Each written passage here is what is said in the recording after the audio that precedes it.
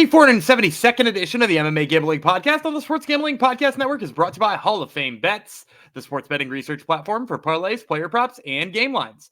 Download the Hall of Fame Bets app or visit hofbets.com and use promo code SGPN to get 50% off your first month. Start making smarter bets today. We're also brought to you by Game Time. Game Time tickets make the perfect holiday gift. Sign up at gametime.co and use promo code CFBX for $20 off. GameTime.co, promo code CFBX.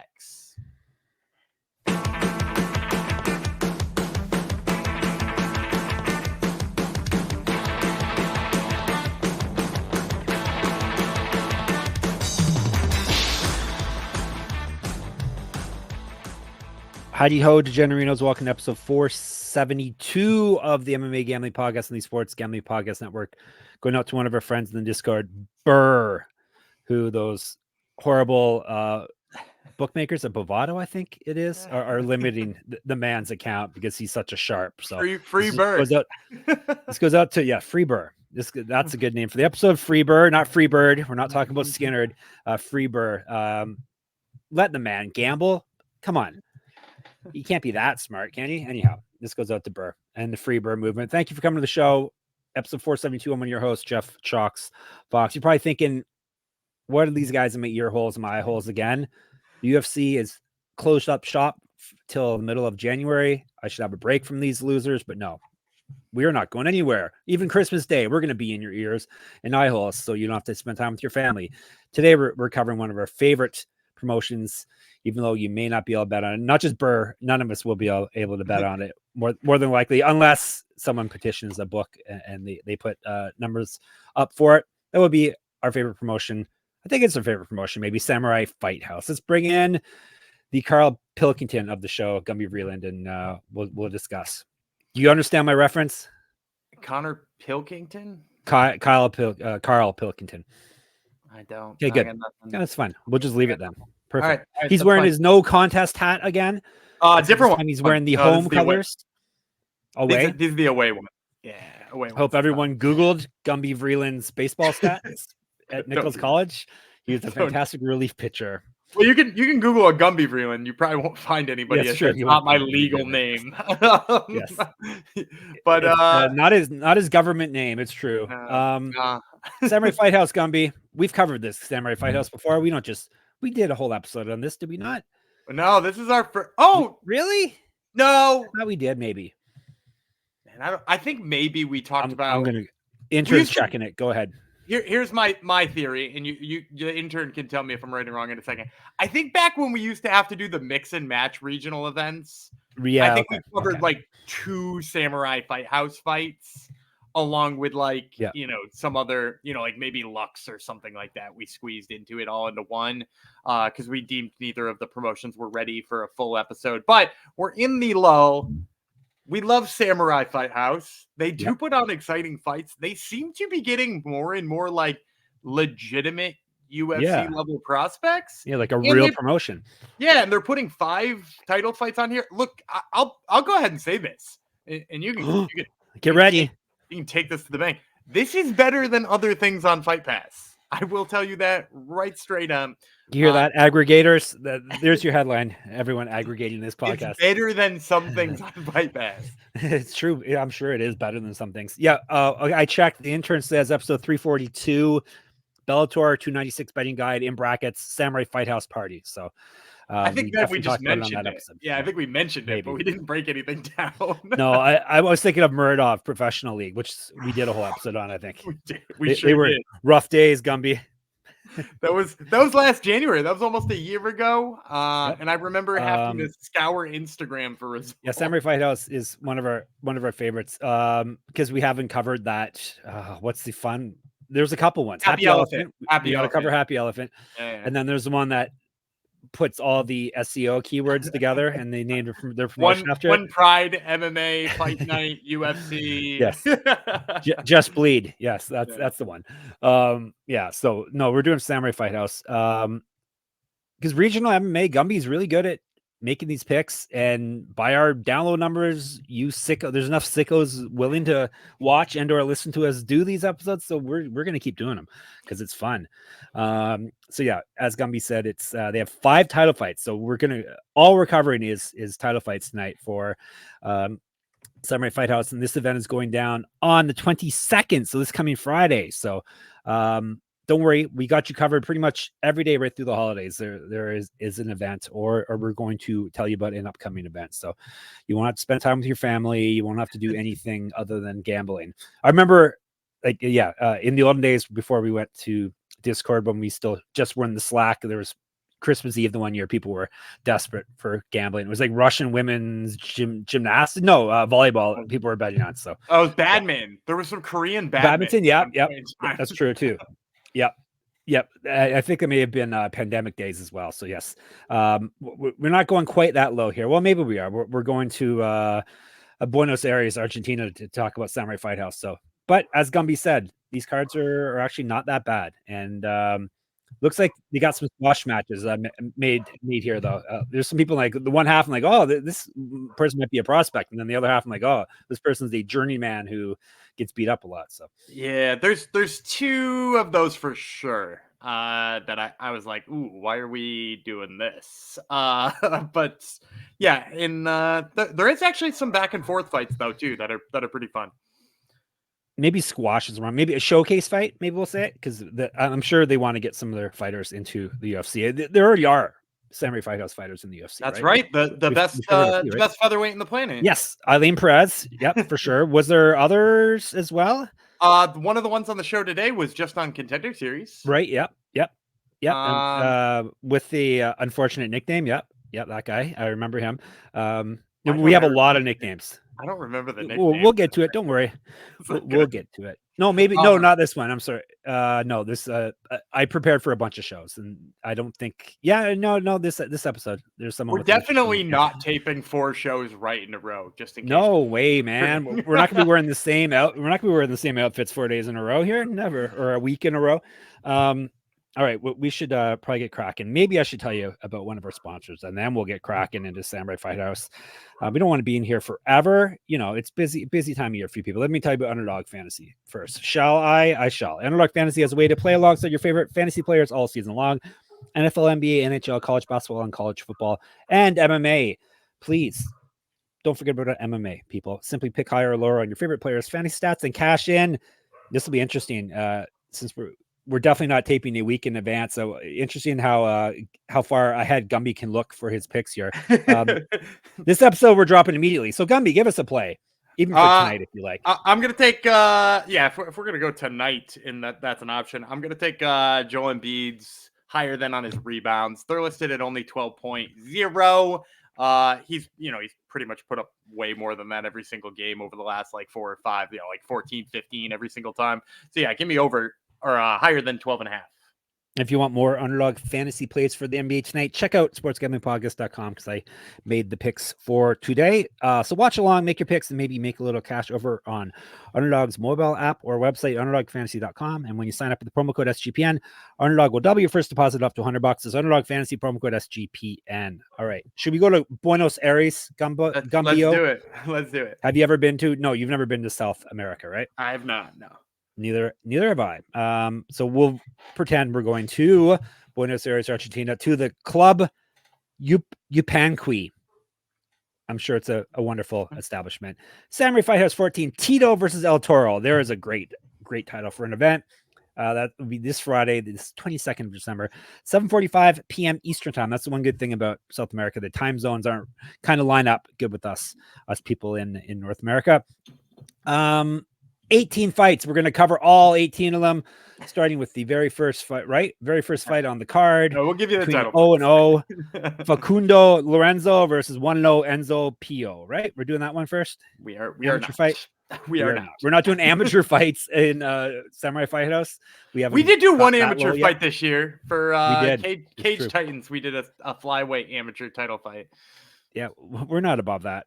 We will scrape as low as we need to go. All right, now we'll go to the Main card. All these fights are considered co-main events, except for the main event. So here's co-main event number 1 of 4 co-main events. It's for the Samurai Fight House Bantamweight Championship. Maruo Mastromarini from Argentina versus Carlos Eduardo from Brazil. 3-5. All these are 3 5-minute rounds, it says, and then the main event's 5 5-minute rounds. Does that sound right? It does. You know how they do their. But I think they're all. I think they're all 5 rounds. It's true.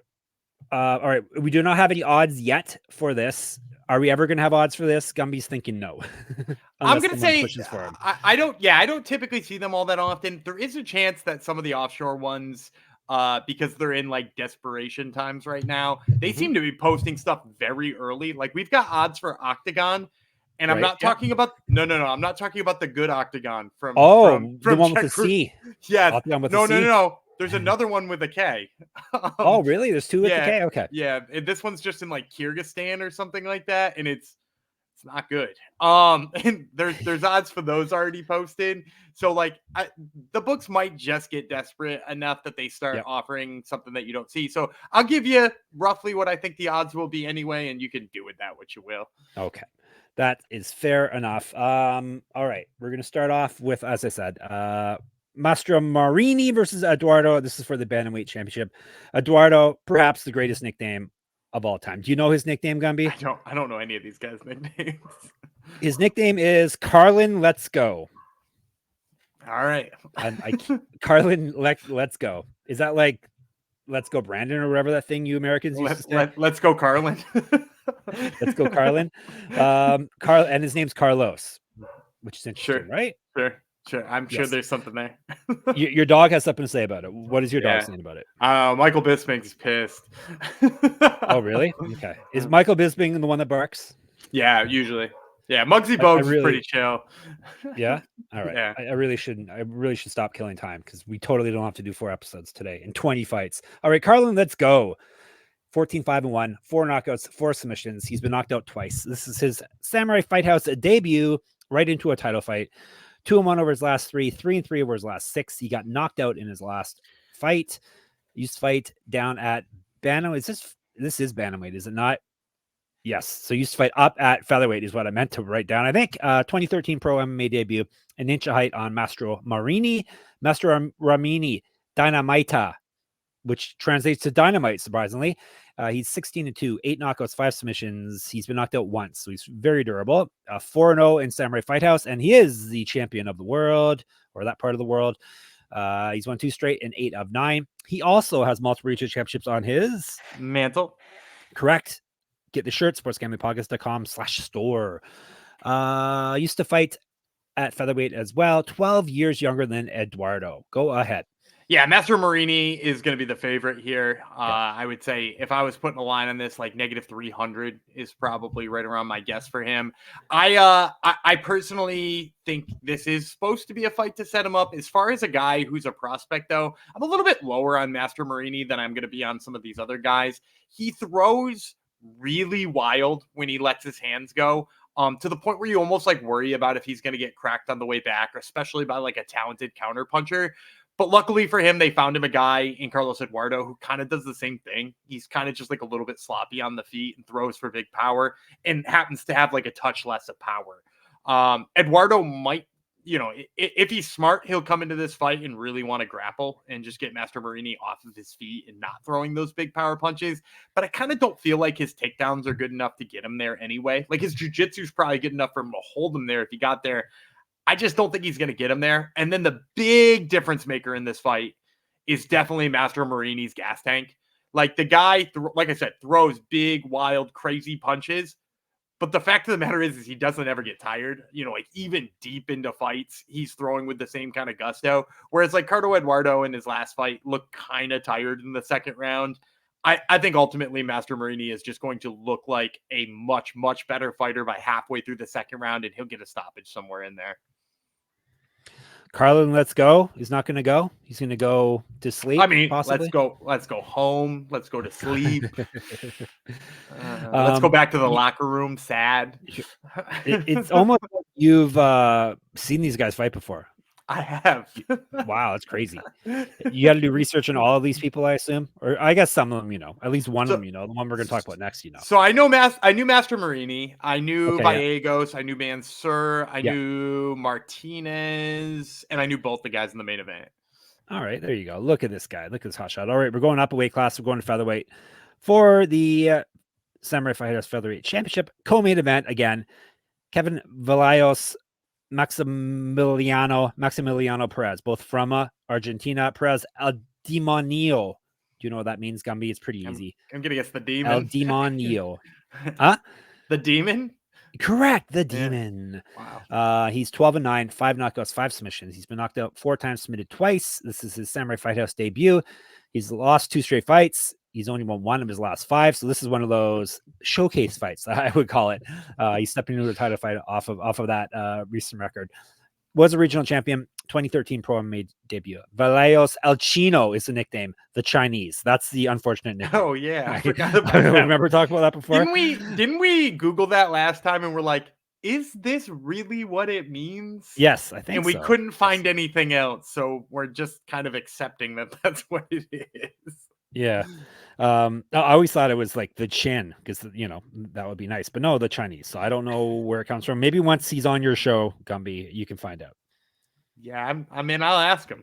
Because I'm sure he'll be on Top Turtle at some point. All right. Anyhow, Vallejos, 11-1, 8 knockouts, 1 submission, never been finished in a fight. 8-0 in Samurai Fight House. He's a double champion, featherweight and lightweight. He's the champion. The one loss came in his last fight, which was on Contender Series. And he is 13 years younger than Perez. Go ahead. Yeah, Vallejos, you're right. This is a showcase fight. If lines do come out, he'll be negative 2,000. He's that much better than Perez. The big piece here, he's so fast. He really was a guy who I think can hold his own in the UFC already. I think he could beat UFC featherweights. I don't know how many because he's only 21 and he's still got room to grow. But he got a very, very bad break in his Contender Series fight. He had to fight Jan Silva, who is stop me if you've heard this one before, a fighting nerds dude, was tough as nails and couldn't put him away, and now I don't know if you've seen Jan Silva is listed for his debut. I believe he fights on the 13th, the first fight card of the year. I think in his debut, he's a negative 600 favorite. So, that's just what Vallejos went up against. And so now he's, like I said, faster, younger, heavy hitter. He beat a UFC veteran already in Eduardo Garagori, and he's fighting a dude who's slow and has a bad chin. There's not much more to say than that. Negative 2,000 or whatever. Still, it's Vallejos. All right. There you go. Simple as that. Let's move on to the next fight. Hopefully it'll be more competitive. We shall see. This is a co-main event, Gumby, for the vacant flyweight championship. I won't even bother asking you because you don't know why it's vacant, right? I don't actually know this one. No. Diego Gonez Manzur is he from Cuba?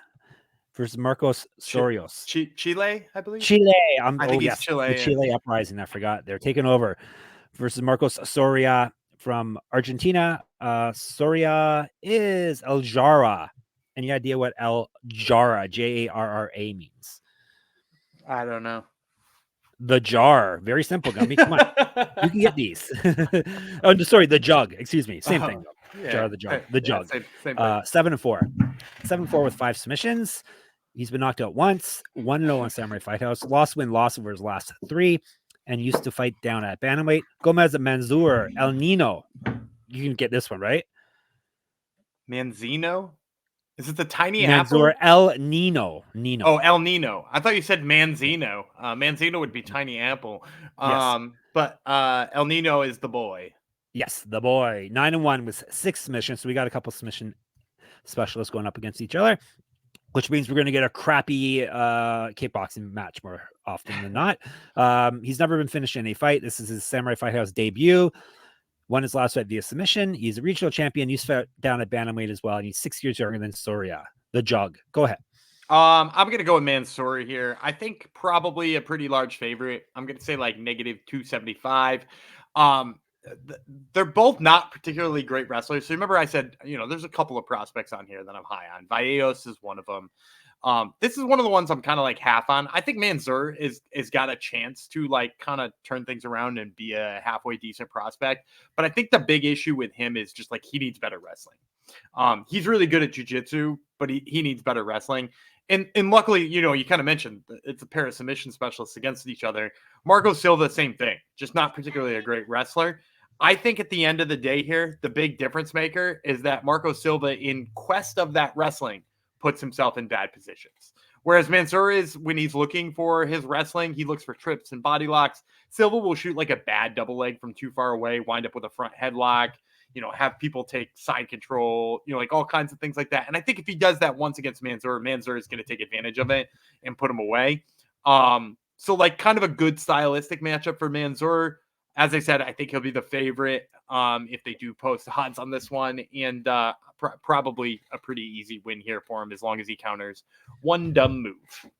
Except he's not fighting Silva, he's fighting Soria. Put some respect on his name, Gumby. Why did I? Oh, is it Silva Soria? Why do I have Silva at the bottom? Oh, I don't know. Why? Because you're dumb, maybe? I think it's Silva. Because you don't respect him. Is it? It probably is. I think it's Silva Soria. Yeah. South Americans love the multiple last names, so I will give you a pass on that. All right, I'm going to tell you about a couple more of our sponsors, and we're going to wrap up Samurai Fight House. Who am I going to tell you about? Game Time, of course.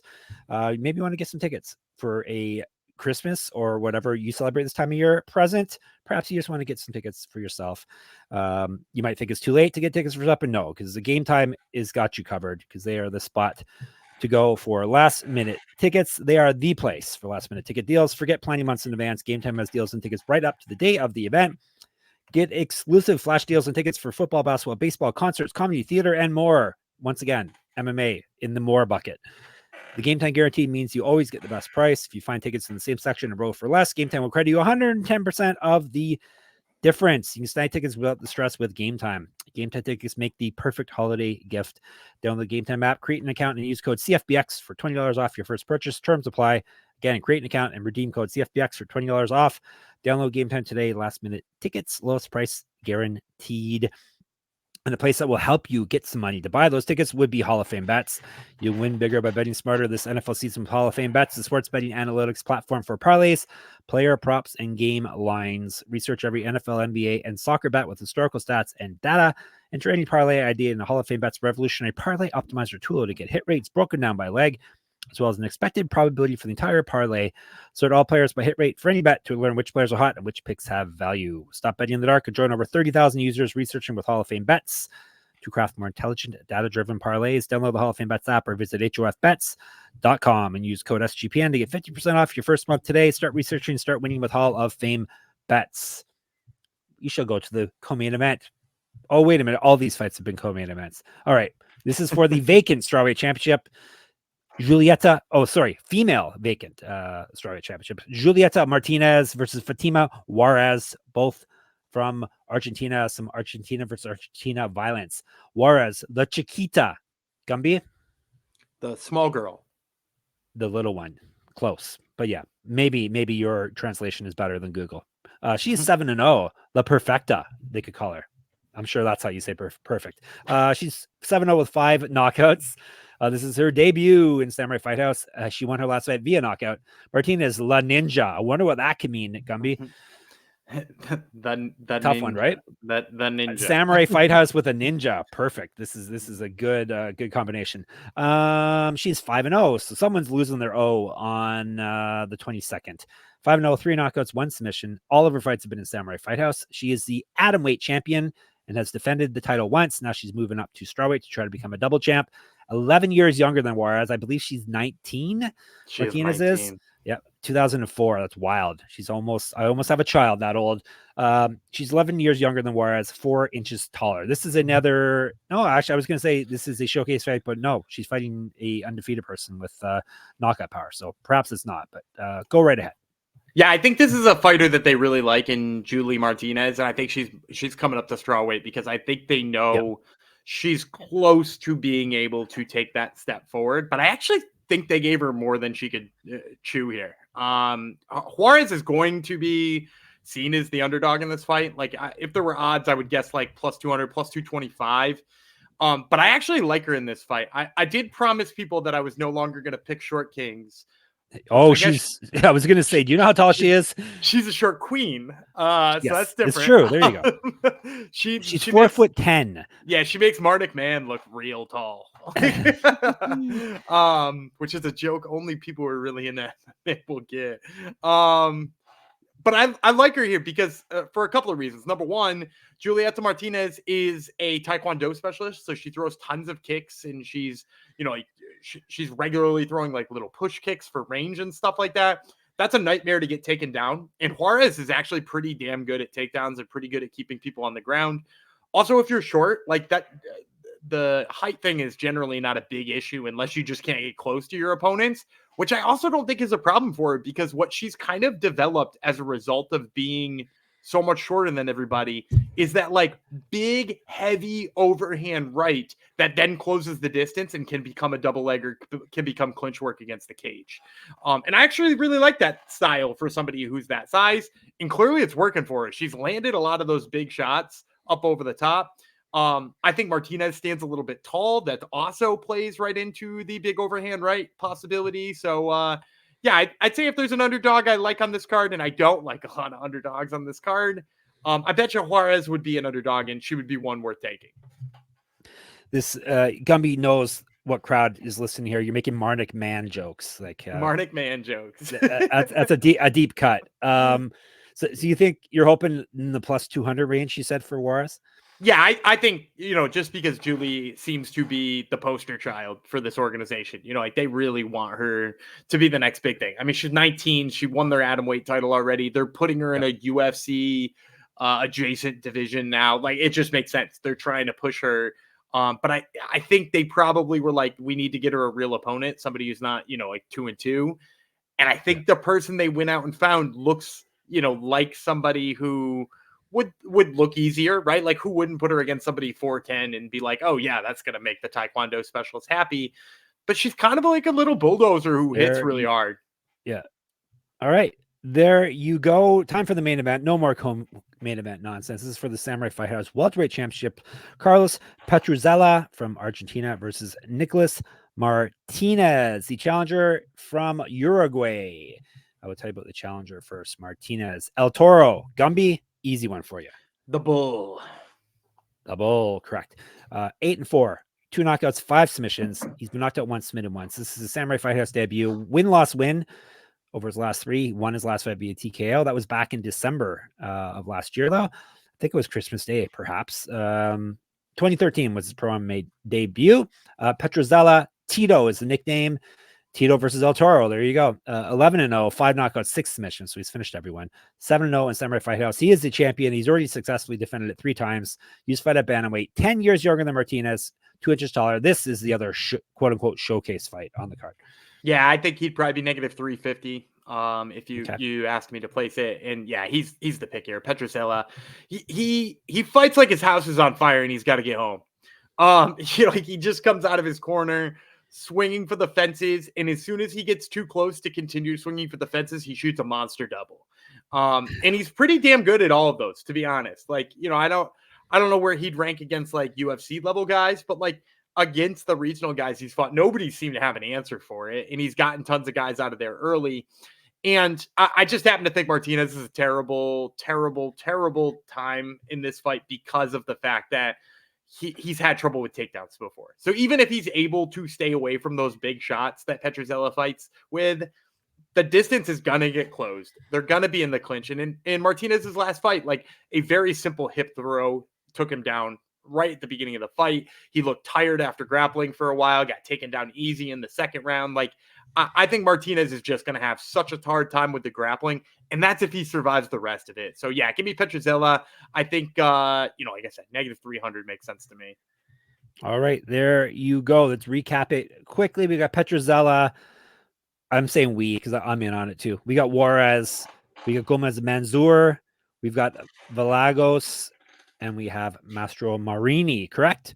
That's it. Correct. Any of these fighters, do you predict any of these people we're going to see in the UFC or contender series? Vallejos will be back. Yeah. Okay. No one else? Not, I guess depends how Martinez does and Petruzzella. Yeah, I think Petruzzella and Martinez both just like need different, and the same with Mastromarini. Like I think all of them probably just need to round out their game a little bit better. So it'll be a question of like how can they progress where they are in their career and what does that look like? Yeah.